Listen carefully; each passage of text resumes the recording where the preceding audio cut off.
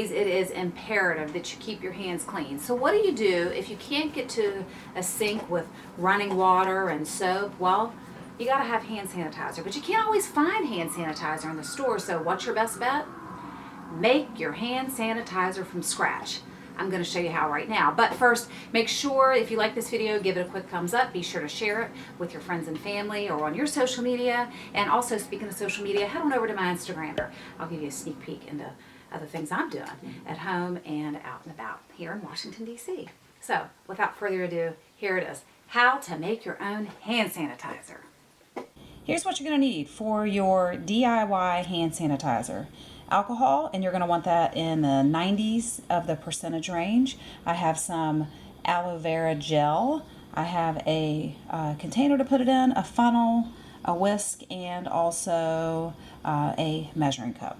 That's everything you're going to need. Super easy. Now remember, the idea here is to make sure you have enough alcohol and then enough of the moisturizing component so your hands don't get super dry from the hand sanitizer. And I can't say this enough, always better to wash your hands. Hand sanitizer is a far number 2. So the ratio is here. You're going to do 2/3 alcohol to 1/3 of your moisturizing component. Again, for me, I chose the aloe vera gel. So let's get measuring. I'm going to do 2/3 of a cup of alcohol.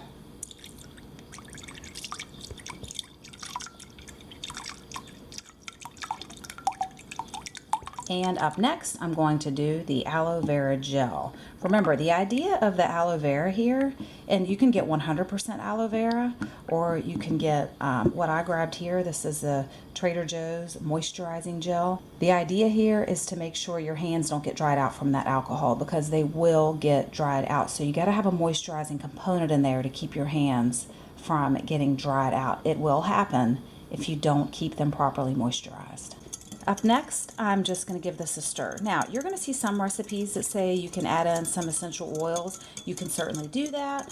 There are some organizations that say don't do that, because then you're just watering down the concentration. And I do mine as is. Yes, it does smell like alcohol, but, you know, I'm not trying to be fancy with mine. So, here we go.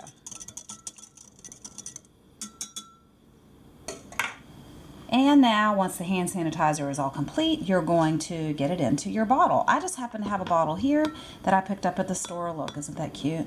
And there's my top. Took the top off, and I've got a nice wide mouth here on that bottle. So I'm going to use my funnel, and I'm going to put it in here.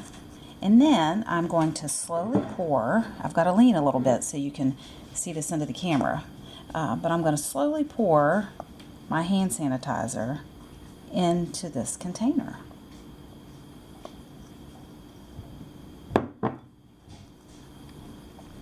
And there we go. Check it out. We have a DIY hand sanitizer. Now, do make sure your bottle says leak proof when you purchase it. I like to find these in the travel section of the stores, TJ Maxx, Marshalls. Sometimes you can even find them in the grocery stores. But leak proof is going to be the game changer for you, because you can toss it in your purse or your bag, toss it in your car, and not have to worry too much about it leaking.